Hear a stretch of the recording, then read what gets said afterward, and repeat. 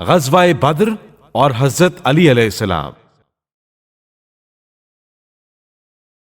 رمضان المبارک 2 ہجری، جب سے حضرت رسول خدا صلی اللہ علیہ وآلہ وسلم مکہ چھوڑ کر مدینے میں تشریف لائے تھے، کفار قریش اس فکر میں تھے کہ کسی طرح حضرت صلی اللہ علیہ وآلہ وسلم کو ان کے اصحاب کے شہید کر ڈالیں اور اسلام کا نام دنیا سے مٹا دیں۔ ابھی حضرت رسول خدا صلی اللہ علیہ وآلہ وسلم کو ہجرت کیے پورے 2 سال بھی نہیں ہوئے تھے کہ بدر کے مقام پر جو مدینے سے قریب ہے، حضرت صلی اللہ علیہ وآلہ وسلم کو کفار قریش کے ساتھ ایک بڑی جنگ لڑنا پڑی۔ اس وقت مسلمان تھے ہی کتنے، انگلیوں پر گننے کے قابل۔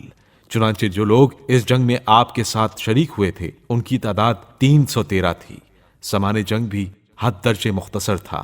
انتہا یہ ہے کہ ہر سپاہی کے پاس ایک ایک تلوار اور ایک ایک ڈھال بھی نہیں تھی۔ زیادہ سے زیادہ 7 تلواریں اور 6 زرہیں تھیں۔ البتہ کفار نے پوری تیاری کی تھی، ان کی تعداد بھی ہزاروں تھی اور جنگ کا سامان بھی کافی تھا۔ بڑے بڑے نامی پہلوان جن کی شجاعت اور جنگجوئی کی تمام ملک عرب میں دھاک تھی، مسلمانوں کا خون بہانے کے لیے اس مقام پر جمع ہوئے تھے، اور ان کو اپنی کامیابی کا ایسا یقین تھا کہ مسلمانوں کی اس مختصر سی جماعت کو نظر ہی میں نہیں لا رہے تھے۔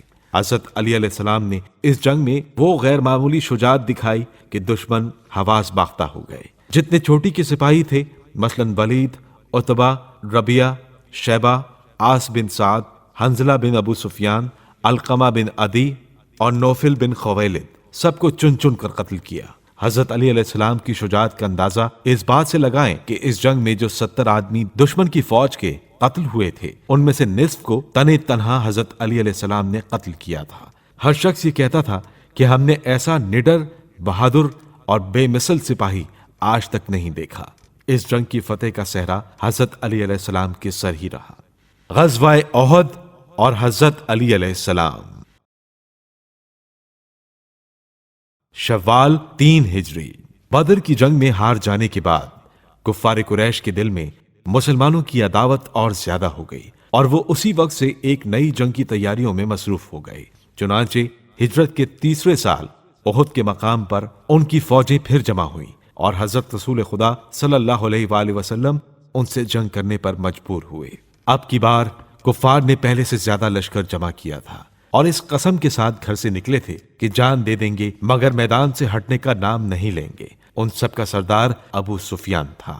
لشکر کفار کے آگے آگے قریش کی عورتیں دف بجا بجا کر ایسے اشعار گاتی ہوئی آگے بڑھیں جن میں جنگ بدر کے مقتولین کا ماتم اور انتقام خون کا جوش بھرا ہوا تھا۔ لشکر کفار کے سپہ سالار ابو سفیان کی بیوی ہندا آگے آگے، اور کفار قریش کے معزز گھرانوں کی 14 عورتیں اس کے ساتھ ساتھ تھیں، اور یہ سب آواز ملا کر اشعار گا رہی تھیں۔ وہ یہ گیت گا کر سپاہیوں کا جوش بڑھا رہی تھیں۔ نحن بنات طارق نمشی علی النمارق، ہم ستاروں کی بیٹیاں ہیں، نرم و نازک قالینوں پر چلنے والیاں ہیں۔ ان تقبلوا نعانق ونفرش النمارق، آج تم اگر جنگ کرو گے تو ہم تمہیں گلے لگائیں گی اور تمہارے لیے قالین بچھائیں گی، او تدبروا نفارق فراق غیر وامق، اور اگر آج تم نے پشت دکھائی تو ہم تم سے جدا ہو جائیں گی اور تم سے ہماری کوئی رسم و راہ نہ ہوگی۔